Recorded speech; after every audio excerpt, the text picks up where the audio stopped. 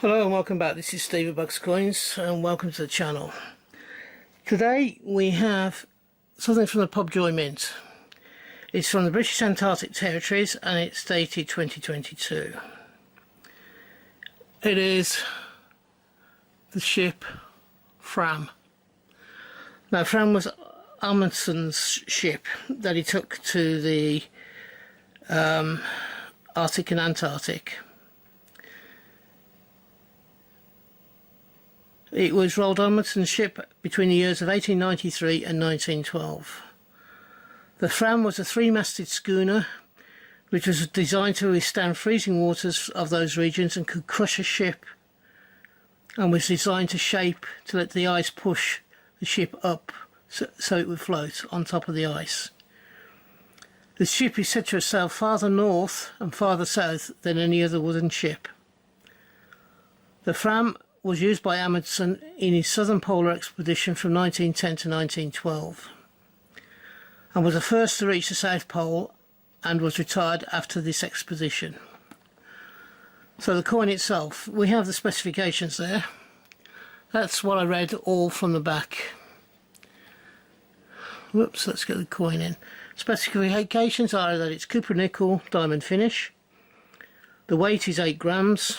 The dimension is 27.3 millimeter, and the limit of the coin in this format is 2,750. I have no idea whether this coin is going to be released as a circulating currency or not. So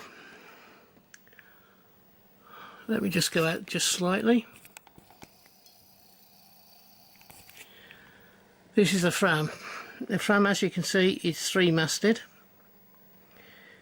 and as you can see from the bottom of the picture, the ship would ride up over the ice, which made it a very special ship at that time, so it stopped it getting frozen in, and which was one of the problems Scott had, of course, with his expedition. The ship got stuck. The coin itself, you have the design. It is a 50. It's a 50p, but it just has the number 50 there on this on the end of the ship at the top, at the 1 o'clock position. You have the three masts in behind that going away towards the left hand side of the coin. The background to the whole of the lot of where the ship is above the waterline is a polished area, polished silver type area.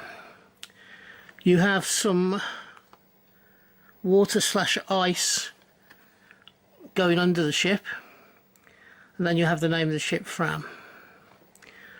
This is a second card this year out of 4. I believe there's 4 in the set this year. The first one was the one that came out last month, and the one that came out last month was the Molka, which celebrated 140 years of being in South Georgia, and that was that coin there. So Amundsen, of course, was the first man, or he led the expedition to the South Pole that reached there first, the Antarctic, and he beat an Englishman to it, the English expedition to it. Very famous explorer. This ship was retired. I believe it went back to Sweden, where Amundsen was from. He was Swedish, wasn't he?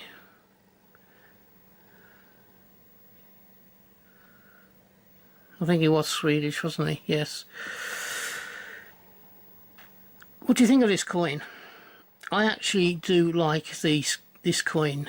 I've had 2 or 3 ship sets that Pobjoy has produced over the past 2 to 3 years, and I'm not being disappointed in any of them really. This one is again in that category. It is a well designed coin.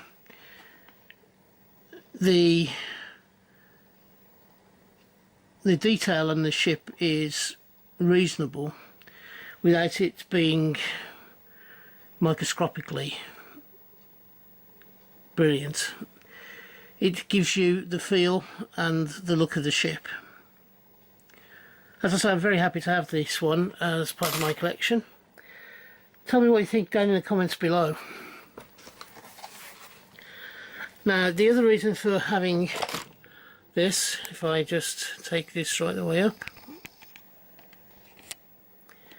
is I have been asked on a couple of occasions what do you do with this sort of carded coin.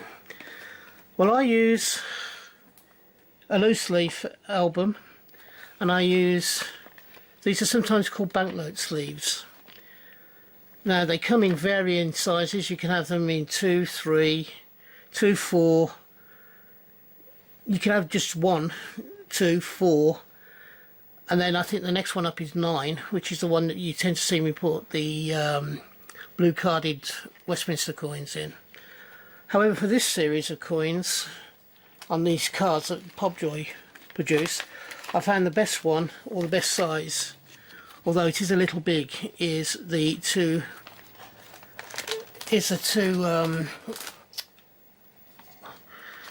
pouch card coins. Now here you go. This is the collection I've got so far. I've got the HMS Terror, Scotia, HMS Resolution, and HMS Erebus, which was the first full coin set that I collected from there of the ships. I then got the Cooper Nickel black, penny black and black Cooper Nickel coin from Gibraltar, pearl black I think it's called, the pearl black finish. I believe it's Gibraltar. I then got the VE Day one from Pobjoy, and it's the one with all the coloured flags on of the participating countries.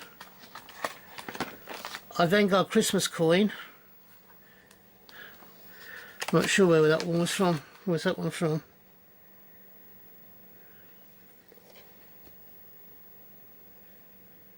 Indian Ocean Territories.